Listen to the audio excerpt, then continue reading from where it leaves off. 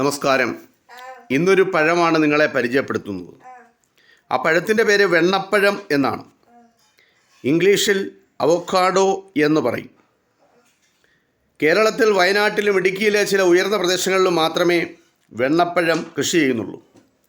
എങ്കിലും നമ്മുടെ കമ്പോളങ്ങളിൽ ഈ പഴം സുലഭമാണ്. പച്ച നിറത്തിൽ കട്ടിയുള്ള പുറന്തോടുള്ള പഴമാണ് വെണ്ണപ്പഴം. വളരെ പോഷക സമൃദ്ധമാണ് ഈ പഴം.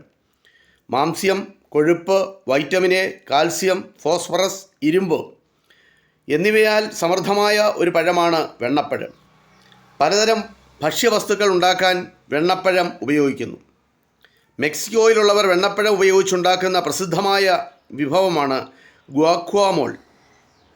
ഐസ്ക്രീം, സലാഡ്, അച്ചാർ, ക്രീം, സൂപ്പ്, ജ്യൂസ് എന്നിവയൊക്കെ ഉണ്ടാക്കാൻ വെണ്ണപ്പഴം ഉപയോഗിക്കാറുണ്ട്. വെണ്ണപ്പഴവും കട്ടൻ കാപ്പിയും ചേർത്ത് പഞ്ചസാരയിട്ട് തയ്യാറാക്കുന്ന ജ്യൂസ് ജാവയിലെ ജാവക്കാരുടെ പ്രിയപ്പെട്ട പാനീയങ്ങളിലൊന്നാണ്. ഗ്വാട്ടിമാലയിലെ ഹോട്ടലുകളിൽ ചൂടുവിഭവങ്ങളോടൊപ്പം വെണ്ണപ്പഴം മുറിച്ച് നൽകാറുണ്ട്.